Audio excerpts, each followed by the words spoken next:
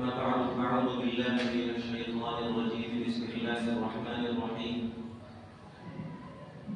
وما أصابكم من مصيبة فبما كسبت أيديكم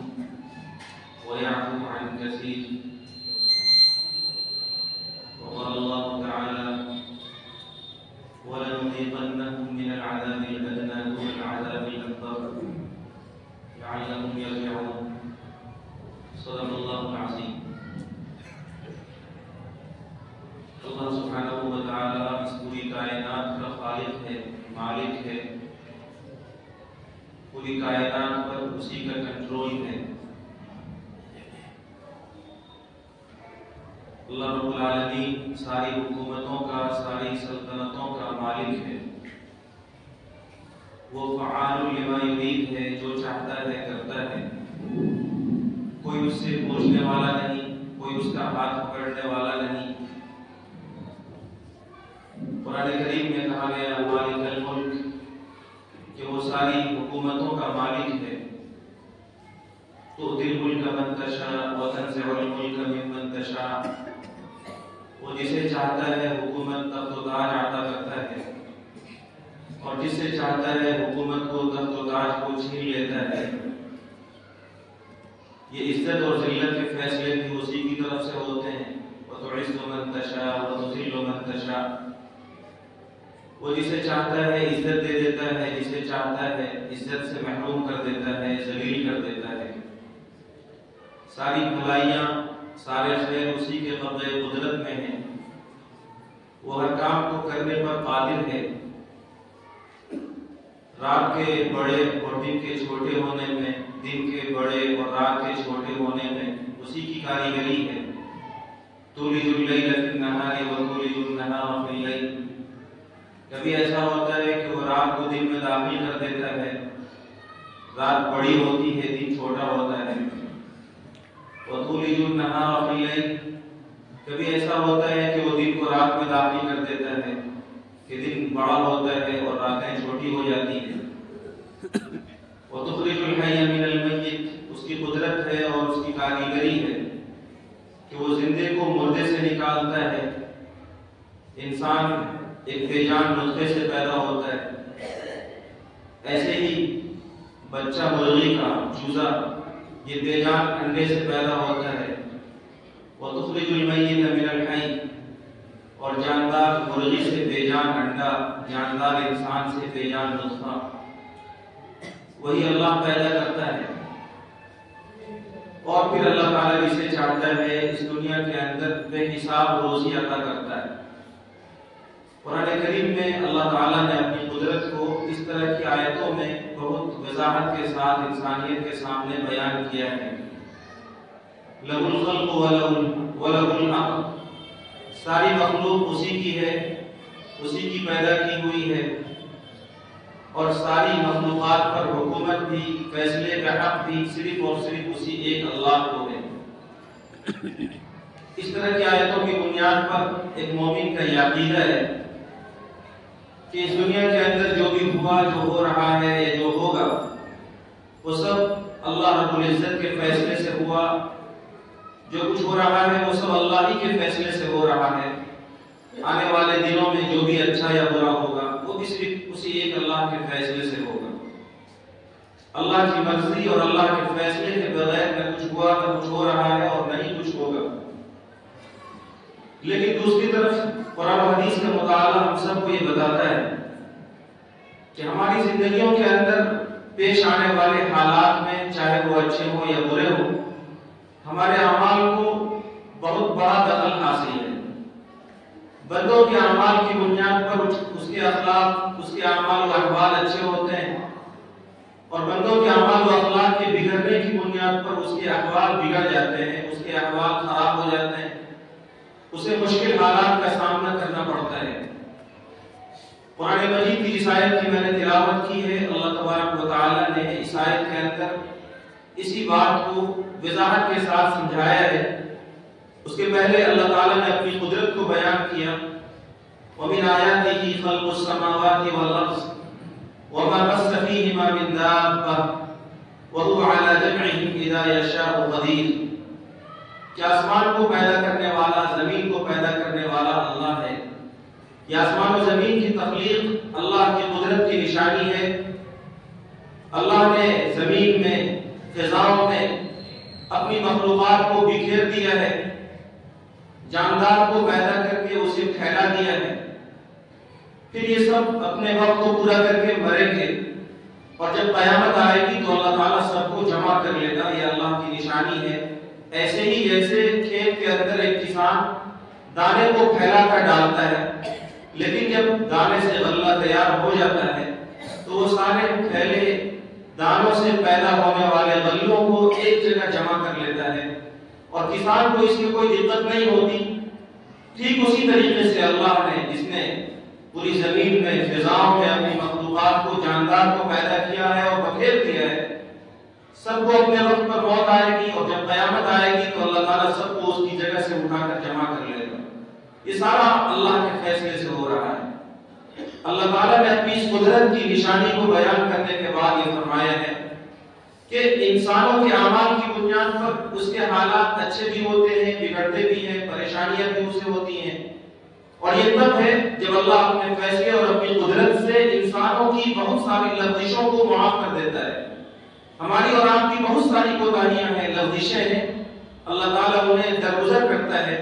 ورنہ اگر ساری لغزشوں پر پکڑ ہونے لگے، ہماری ساری کمی اور کوتاہی پر اللہ تعالیٰ مؤاخذہ کرنے لگے، تو پھر انسان اس دنیا میں بچ نہ سکے اللہ کے قہر سے اور اللہ کے غضب اور غصے سے۔ اللہ تعالیٰ ہمارے بے شمار کمیوں اور لغزشوں سے درگزر کرتا ہے، لیکن پھر جب اللہ تعالیٰ کو غصہ آتا ہے، بلکہ اللہ تعالیٰ کی مہربانی اور رحمت ہی ہوتی ہے جب اللہ تعالیٰ بندے کو پکڑتا ہے، اس کی رسی کو ٹائٹ کرتا ہے، اس کے گریبان کو اللہ تعالیٰ جھنجھوڑتا ہے، اس کے دامن کو کھینچتا ہے، تاکہ وہ گناہوں کے اور معصیتوں کے دلدل میں اس انتہا کو نہ پہنچ جائے جس کے بعد لوٹنے کے سارے امکانات ختم ہو جائے۔ یہ سختی، یہ پریشانی، یہ حالات کا بگاڑ، یہ نامساعد حالات کا سامنا، یہ سب اس لیے ہے تاکہ بندہ یہ سمجھے کہ یہ سارے حالات ہمارے اعمال کی بنیاد پر بگڑ رہے ہیں، اور بندہ واپس اللہ تعالیٰ کی طرف پلٹ جائے۔ قرآن کریم میں اسی کو اللہ تعالیٰ نے ایک جگہ کہا، وَلَنُذِيقَنَّهُم مِّنَ الْعَذَابِ الْأَدْنَىٰ دُونَ الْعَذَابِ الْأَكْبَرِ لَعَلَّهُمْ يَرْجِعُونَ، کہ ہم بڑے عذاب سے پہلے دنیا کے اندر بندوں کو چھوٹا چھوٹا عذاب، چھوٹی چھوٹی پریشانیاں، چھوٹی چھوٹی آزمائشوں سے دوچار کرتے رہتے ہیں، اور اس میں میری حکمت اور مہربانی ہوتی ہے لعلہم یرجعون، تاکہ یہ پلٹ کر میری طرف آ جائیں، یہ اپنے احوال کو ٹھیک کر لیں، یہ اپنے گناہوں سے توبہ کر لیں، یہ اپنی روش کو ٹھیک کریں، یہ اللہ تعالیٰ سے اپنے تعلق کو استوار کریں اور مضبوط کریں۔ قرآن کریم میں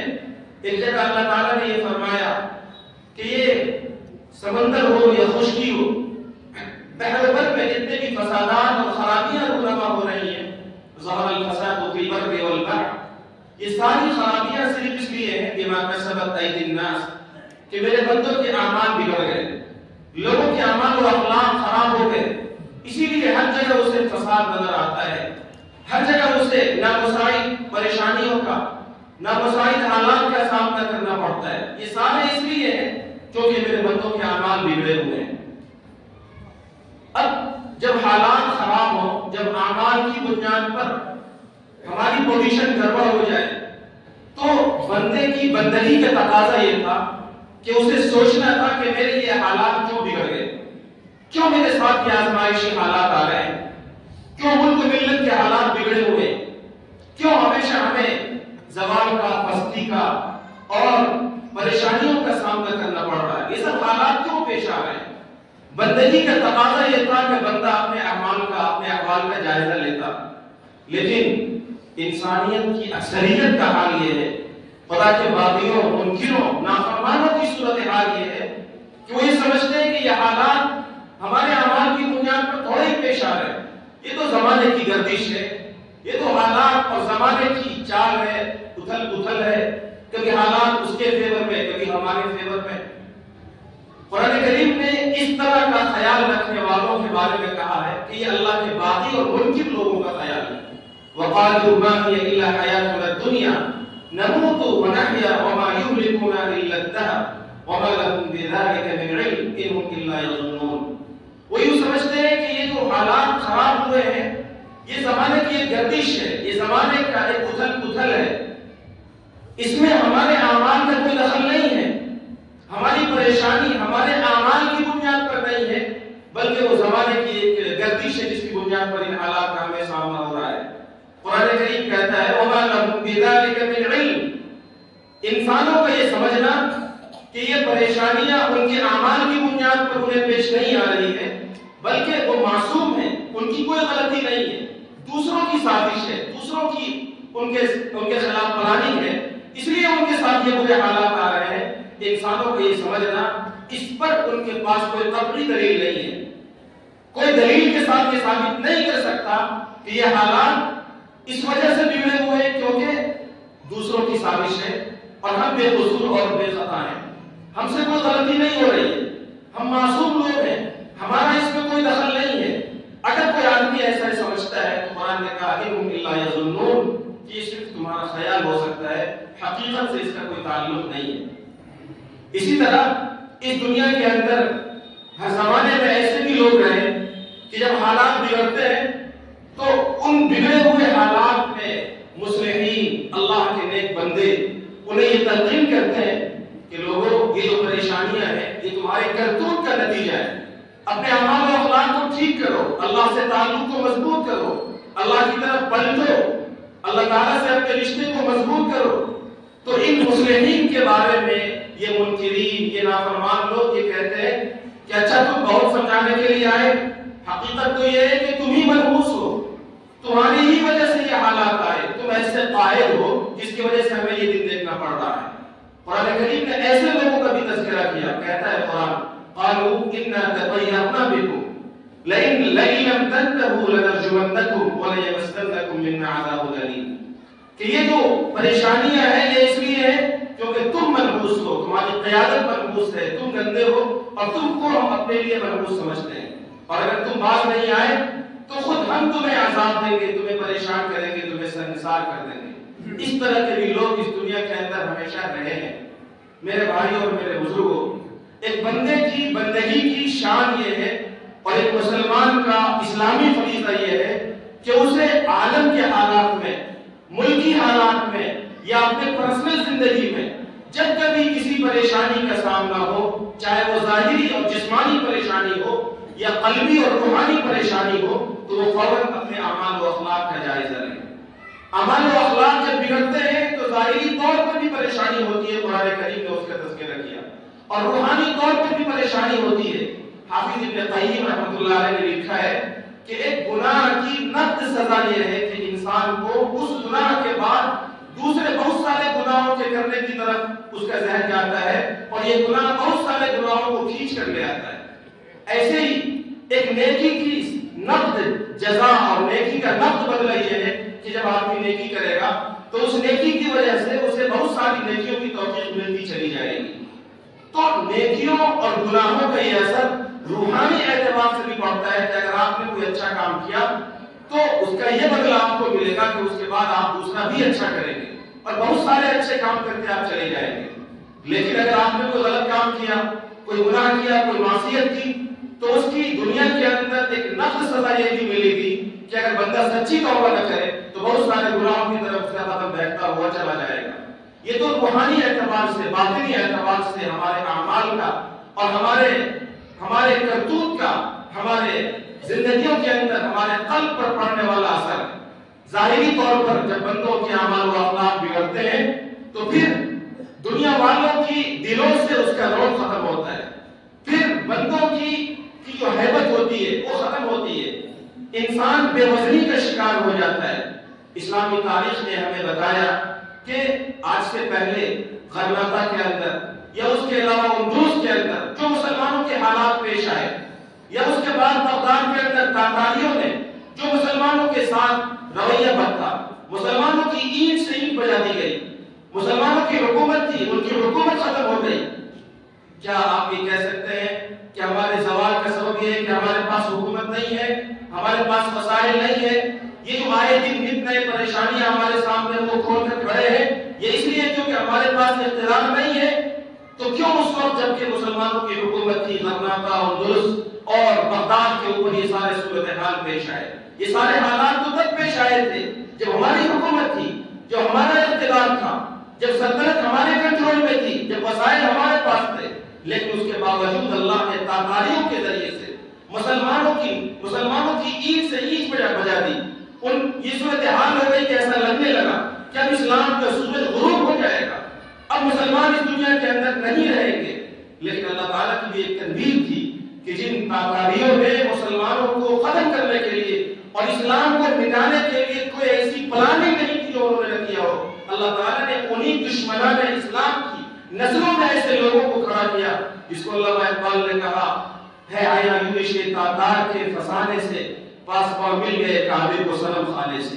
جن لوگوں نے اسلام کی بےخونی کا پورا منصوبہ بنایا تھا، جن لوگوں نے پورا پلان بنایا تھا کہ ملک سے اسلام کو ختم کر دیں گے، اسلام کا صفایا کر دیں گے، مسلمانوں کو مٹا دیں گے، اللہ نے دکھلایا کہ انہی ظالموں اور انہی قاتلوں کی نسلوں میں ایسے محافظین تیار ہوئے جنہوں نے اسلام کی تبلیغ کی اور اسلام کے شمع کو روشن کیا۔ لیکن یہ بھی حقیقت ہے، تجزیہ نگاروں نے، تاریخ نگاروں نے لکھا ہے کہ وہ حالات جس میں مسلمانوں کی حکومت تھی اور ان کے حالات ایسے بگڑے کہ تاتاریوں نے ان کی حکومتوں کو تہس نہس کیا، مسلمانوں کی حکومت ختم ہوئی۔ اس وقت مسلمانوں کی جو عمومی اور مجموعی صورتحال تھی وہ یہ تھی کہ ان کے پاس دنیا کی کمی نہیں تھی، ان کے پاس اقتدار تھا، چیزیں تھی، وسائل تھے، لیکن دین سے ان کا تعلق کمزور ہو چکا تھا۔ دنیا طلبی ان کے رگ و ریشے میں ایسے پیوست تھی کہ اللہ تعالیٰ سے ان کا تعلق بہت کمزور پڑ چکا تھا، اللہ کی شریعت سے ان کا رشتہ بہت کمزور پڑ چکا تھا، اور دنیا ان کے حواس پر، ان کے دل و دماغ پر ایسی چھائی ہوئی تھی کہ دشمنوں کے دل سے ان کی حیرت نکل گئی۔ اسی حدیث کے مطابق جس کا تذکرہ بار بار آپ کے سامنے ہوتا ہے کہ جناب رسول اللہ صلی اللہ علیہ وسلم نے فرمایا کہ زمانہ آئے گا کہ مسلمان تعداد میں بہت ہوں گے لیکن دشمنوں کے دلوں سے ان کی حیرت نکل جائے گی، مسلمانوں کا کوئی وزن نہیں ہوگا۔ اور جب اس کی وجہ پوچھی گئی تو آقا صلی اللہ علیہ وسلم نے فرمایا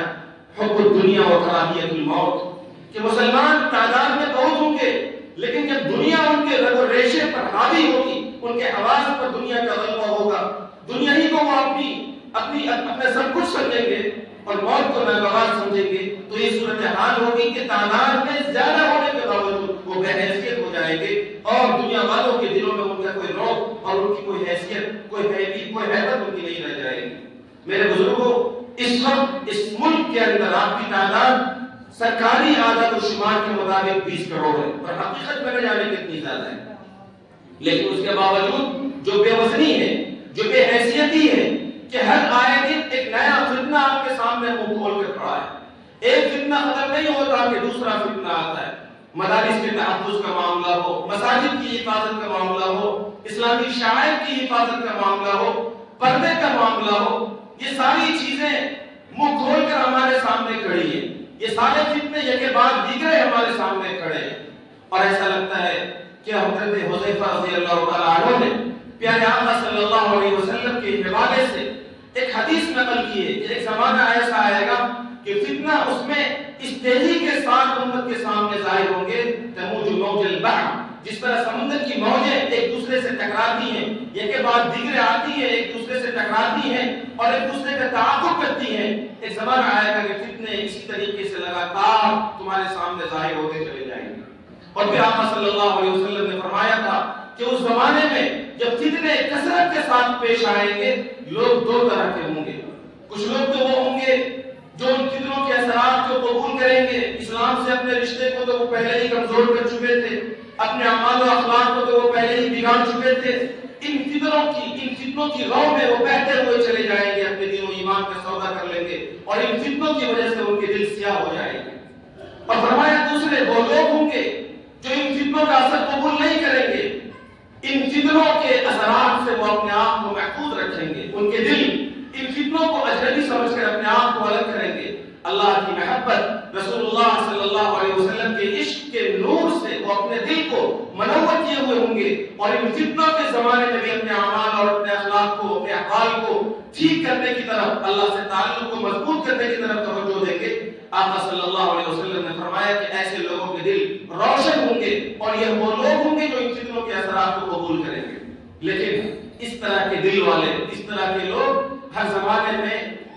کم رہے تو ہیں لیکن کم رہے. اور آج کے زمانے میں تو وہی حدیث صادق آ رہی ہے جناب رسول اللہ صلی اللہ علیہ وسلم نے فرمایا تھا الاسلام بدأ غریبا وسيعود غریبا، کہ اسلام جب آیا تھا تو یہ اجنبی تھا. اسلام نے اپنے ماننے والوں کو جو تعلیمات دی تھی، ان تعلیمات کی بنیاد پر اسلام اور اس پر چلنے والے کو اجنبیت کی نگاہ سے لوگ دیکھتے تھے کہ یہ تو عجیب و غریب لوگ ہیں جو الگ خیالات، الگ فکر رکھتے ہیں. پھر اسلام کو عموم ہوا، اسلام کو شیوع ہوا، اسلام پھیلتا چلا گیا، اجنبیت کم ہوئی. لیکن پھر آقا نے فرمایا کہ ایک زمانہ آئے گا، ایسا آئے گا کہ لوگ اسلام پر چلنے کی وجہ سے اجنبی سمجھے جائیں گے. آج کی جو دنیا ہے، آج لوگ اپنے بہت سارے اعمال، بہت سارے کام، بہت سارے دھندے کرتے ہوئے یہ کہہ دیتے ہیں اور بہت آسانی کے ساتھ کہہ دیتے ہیں کہ کیا کریں صاحب، زمانے کے ساتھ چلنا پڑتا ہے. ٹھیک ہے، دین کی یہ تعلیم ہے کہ شادی بیاہ ایسا ہونا چاہیے، ہمارے نکاح ایسے ہونے چاہیے، ہمارے طور طریق ایسے ہونے چاہیے، لیکن سماج کے ساتھ چلنا پڑتا ہے، لوگوں کو دیکھنا پڑتا ہے، اس لیے ویسا کر لیتے ہیں، ویسا کر لیتے ہیں. یعنی فتنوں کی روش میں وہ ایسا بہ چکے ہیں کہ انہیں یہ لگتا ہے کہ اگر ہم اسلام پر چلیں گے تو شاید ہماری دنیا نہیں چل پائے گی. اور اس زمانے میں اسلام کے تعلیمات کے ساتھ چلنے والے کو اجنبی سمجھا جاتا ہے. رسول اللہ صلی اللہ علیہ وسلم نے یہی بات ارشاد فرمائی. میرے بزرگوں اور دوستوں، یہ فتنوں کا زمانہ ہے. اس زمانے میں جو لوگ فتنوں کے اثرات کو قبول کر رہے ہیں، یقیناً ان کا انجام بہت اچھا نہیں ہونے والا. لیکن اس زمانے میں ہر صاحب ایمان کی یہ ذمہ داری ہے کہ ان کا جو اپنا حلقہ اثر ہے، اس حلقہ اثر میں خود کو بھی اور اپنے بچوں کو بھی اور اپنے حلقہ اثر میں رہنے والے لوگوں کو بھی اس فتنے کے زمانے میں اپنے اعمال اور اپنے اخلاق کی اصلاح کی طرف اور اس کو ٹھیک کرنے کی طرف توجہ دلائیں. ہمارا اثر جہاں تک پہنچ رہا ہے، مسئلہ یہ ہے کہ ہمیں شکایت ہوتی ہے لوگوں سے کہ یہاں وہ نہیں ہو رہا ہے، فلاں جگہ ایسا نہیں ہو رہا ہے، سیاست میں یہ نہیں ہو رہی ہے. میرے بزرگوں اور دوستوں، جہاں آپ کچھ نہیں کر سکتے وہاں کی شکایت تو آپ کرتے ہیں، لیکن جہاں آپ با اختیار ہیں، جہاں آپ کے اثر سے اور آپ کی کوشش سے بہت کچھ ہو سکتا ہے، وہاں آپ کچھ نہیں کر پاتے. شکوہ ظلمت شب سے تو کہیں بہتر تھا اپنے حصے کی کوئی شمع جلاتے جاتے. اندھیرا چلانے سے یہ اندھیرا ختم نہیں ہوگا. حالات کے بگاڑ کا رونا رونے سے حالات نہیں سدھریں گے. حالات اس وقت ٹھیک ہوں گے جبکہ ملت کا ایک فرد ان اعمال، ان بگڑے ہوئے حالات میں اپنی حیثیت اور اپنے استعداد کے مطابق اپنے حلقہ اثر کے لوگوں کے اعمال و اخلاق کی اصلاح کی طرف توجہ دیں گے. اور میرے بھائی اور میرے بزرگوں، جب تک ہمارے یہ اعمال و اخلاق اچھے نہیں ہوں گے، یاد رکھیے گا فتنے کم ہونے والے نہیں. جو آثار دکھ رہے ہیں، ان آثار میں یہ فتنے، یہ آزمائشیں کم نہیں ہوں گی، یہ آزمائشیں بڑھتی چلی جائیں گی. اور وہ زمانہ بہت قریب آنے والا ہے جس کے بارے میں جناب رسول اللہ صلی اللہ علیہ وسلم نے قرب قیامت کے وقت فتنوں کی یورش اور فتنوں کے یلغار کی بشارت کی ہے. آقا نے فرمایا لا تقوم الساعة الا على شرار الخلق، کہ قیامت بدترین لوگوں پر قائم ہو جائے گی. تو یہ فتنے بڑھیں گے، ظلم کا بڑھاوا ہوگا، اور پھر فتنے کے بڑھتے بڑھتے اس دنیا کے اندر بدترین لوگ رہ جائیں گے، تو پھر اس پر قیامت قائم ہو جائے گی. لیکن اس قیامت کے پہلے، اس قیامت کے آنے کے پہلے، اس آخری وعدے سے پہلے نور کی ایک کرن بہرحال ظاہر ہو کر رہے گی، ایک روشنی ظاہر ہو کر رہے گی. ایک امام برحق اس دنیا میں آ کر رہے گا جس کے زمانے میں عدل کا غلبہ ہوگا، جس کے زمانے میں انصاف کا غلبہ ہوگا، جس کا انتظار ملت اسلامیہ کر رہی ہے، جن کو ہم اور حضرت مہدی کے نام سے جانتے ہیں. اور پھر ان کے آنے کے بعد ظاہر سی بات ہے ان کے دست راست جو بنیں گے، جو ان کے فکر میں اپنے فکر کو شامل کریں گے، جو ان کی صف میں شامل ہوں گے، یہ وہی لوگ ہوں گے جو فتنوں کے ان اثرات سے اپنے آپ کو بچائے ہوئے ہوں گے. فتنوں کے زمانے میں جو دین پر مضبوطی کے ساتھ جمے ہوئے ہوں گے، وہی اس امام عادل کے صف میں شامل ہوں گے جن کے ساتھ مل کر وہ دجال کا خاتمہ کریں گے اور حضرت عیسیٰ علیہ السلام اس کے لیے نازل ہوں گے. میرے بھائی اور میرے بزرگوں، ان حالات میں جبکہ اس ملک کے سامنے ہمارے لیے بہت سارے مسائل کھڑے ہیں. ابھی آپ نے سنا کہ ایک تاریخی مسجد جہاں مسلمانوں نے صدیوں اپنے سجدوں سے مسجد کو آباد کیا تھا، اس مسجد کی جو صورتحال ہوئی، عدالت نے ایک فیصلہ دیا، اس فیصلے پر عمل کرنے کے لیے 1 ہفتے کا انتظامیہ جو وقت دیا گیا. کتنی جلدی ہے لوگوں کو کہ ٹھیک اسی تاریخ میں رات کو اس تہخانے کے اندر پوجا پاٹ کرا دیا گیا. یہ سارے صورتحال آپ کے سامنے منہ کھول کر کھڑے ہیں. ان حالات امت بے بس ہے، آپ کو لگتا ہے کہ ہم کچھ نہیں کر سکتے، لیکن صحیح بات یہ ہے کہ آپ سب کچھ کر سکتے ہیں۔ اگر ملت اور ہم میں کا ہر فرد اپنے اعمال و اخلاق کو ٹھیک کر لے تو انشاءاللہ تبدیلی کی شروعات یہیں سے ہو جائے گی۔ قرآن کریم نے ہمیں اور آپ کو اسی کی دعوت دی ہے کہ بندہ مومن جس کا ایمان و یقین اللہ تعالیٰ کی ذات پر ہے کہ کائنات کے یہ سارے فیصلے اللہ کی طرف سے ہو رہی ہے، اور اس دنیا کے اندر حالات کے بننے اور بگڑنے میں بندوں کے اعمال کو دخل ہے، ایسے لوگوں کی یہ ذمہ داری ہے کہ جب پریشانیوں کا، نامساعد حالات کا اور اس طرح کی خطرناک سازشوں کا سامنا ہو تو دوسروں کے سامنے واویلا کرنے کے بجائے احتجاج اور جلوس سے تو ایسے بھی اس سے پہلے کچھ نہیں ہوا، اس طرح کی کوششوں کے بجائے ہم اپنی فریاد اس خالق کے سامنے پیش کریں جہاں سے سارے فیصلے ہوتے ہیں۔ ہم اپنی فریاد اس اللہ کے سامنے پیش کریں جس کے قبضے میں پوری کائنات ہے، جس کے قبضے میں تمام بادشاہوں کے دل ہیں۔ پیارے آقا صلی اللہ علیہ وسلم نے حدیث قدسی کے اندر ہم سب کو اسی بات کی تنبیہ فرمائی ہے۔ ایک حدیث میں آقا صلی اللہ علیہ وسلم نے فرمایا کہ اللہ فرماتے ہیں انا اللہ لا الہ الا انا مالک الملک و ملک الملوک، کہ لوگوں میں ہی اللہ ہوں، میرے علاوہ تمہارا کوئی رب نہیں ہے، تمام حکومتوں کا بادشاہ میں ہوں، تمام شہنشاہوں کا شہنشاہ میں ہوں، تمام بادشاہوں کے دل میرے ہاتھ میں ہے، میری بندگی کرو گے میرے ہو جاؤ گے تو حولت قلوب ملوکی برحمتی والرأفت، تمہارے بادشاہوں کے دل میں نرمی ڈال دوں گا، تمہارے بادشاہوں کے دل میں تمہارے لیے نرم کر دوں گا۔ لیکن اگر تم بگڑ گئے، تمہارے اعمال بگڑ گئے، تمہارے اعمال خراب ہو گئے، تمہارا تعلق اللہ سے کمزور پڑ گیا، تمہارے اخلاق خراب ہو گئے، تم نے فتنوں کے زمانے میں فتنوں کے اثرات قبول کر لیے، تو پھر یاد رکھو حولت قلوب ملوکہم علیہم بالسخط والنقمہ، تم جس ملک میں بھی رہو گے تمہارے بادشاہوں کے دل میں میں تمہارے لیے غصہ ڈال دوں گا، پھر تمہارے بادشاہ تم کو برا عذاب چکائیں گے، تمہیں پریشان کریں گے اپنے فیصلوں سے، اپنے حکومت کی آئیڈیالوجی سے، تمہیں ہر طرح سے پریشان کرنے کے لیے فیصلے کریں گے، تمہارے اوپر شکنجہ کسا جائے گا۔ جب اس طرح کے حالات پیش آ جائیں کہ تمہارے اعمال کے اور تمہارے اخلاق کی خرابی اور فساد کی بنیاد پر تمہارے حکمران، تمہارے حاکم، تمہارے ملک کے اقتدار کی کرسی پر بیٹھے ہوئے لوگ تمہارے خلاف فیصلے کریں، تو ایسے موقع میں لا تشغلوا انفسکم بالدعاء علی الملوک، صرف بادشاہوں کو برا بھلا مت کرو، صرف حکومت کو گالی مت دو، صرف اقتدار پر بیٹھے ہوئے لوگوں کو برا بھلا مت کہو، بلکہ ایسے موقع سے پیارے آقا صلی اللہ علیہ وسلم نے اللہ رب العزت کے حوالے سے ہمیں یہ تلقین کی ہے اور ان حالات میں ہمیں یہ نسخہ دیا ہے، اشغلوا انفسکم بالذکر والتضرع اکفیکم ملوککم، کہ تم اللہ تعالیٰ کے ذکر سے اور اللہ کے سامنے رونے دھونے سے اپنے رشتے کو مضبوط کرو، تم اللہ کے سامنے اپنی فریاد پیش کرو، اپنی مسجدوں کو آباد کرو، اپنا دکھ اس رب کے سامنے پیش کرو، انابت اللہ کرو، اللہ سے تعلق مضبوط کرو، خود بھی اور اپنے بچوں کو بھی۔ یاد رکھو تمہارا بادشاہ کوئی بھی ہوگا، میں تمہارے بادشاہ کی طرف سے تمہارے لیے کافی ہو جاؤں گا، تو جو فیصلے وہ کرنے دیں، آپ کا جو کام ہے۔ اور ان حالات میں اللہ تعالیٰ کی نصرت کو اور اللہ کی مدد کو طلب کرنے کا جو نسخہ ہے وہ یہ ہے کہ امت کا ایک فرد، خاص طور سے ہم میں سے جو لوگ بااثر ہیں وہ لوگ اپنے حلقہ اثر میں، اپنے ماتحتی میں رہنے والے بچوں کو، نوجوان نسلوں کو اس بات کا پابند بنائیں کہ ان کا تعلق اللہ تعالیٰ سے جڑے، وہ اللہ کے سامنے رونے والے ہوں، ان کا تعلق مسجدوں سے مضبوط ہو، ان کا تعلق علماء سے مضبوط ہو، ان کا تعلق قرآن سے مضبوط ہو، ان کا تعلق قرآن کریم کو سمجھنے کے لیے درس کے حلقوں میں آنے سے مضبوط ہو، وہ آئیں اللہ کے قرآن کو سمجھیں، وہ پڑھیں، وہ اللہ تعالیٰ سے اپنے رشتے کو مضبوط کریں۔ ان حالات میں اس کے علاوہ عزتوں سے بلندی کا دوسرا کوئی نسخہ ہمارے پاس نہیں ہے۔ قرآن کریم نے کہا ان حالات کے بارے میں ان تصبروا وتتقوا فإن ذلك من عزم الأمور، کہ جب کبھی برے حالات آئیں تو اگر تم اللہ کے حکم پر جم جاؤ گے، گناہوں سے بچے رہو گے، اللہ سے ڈرتے رہو گے، تو تمہاری طرف سے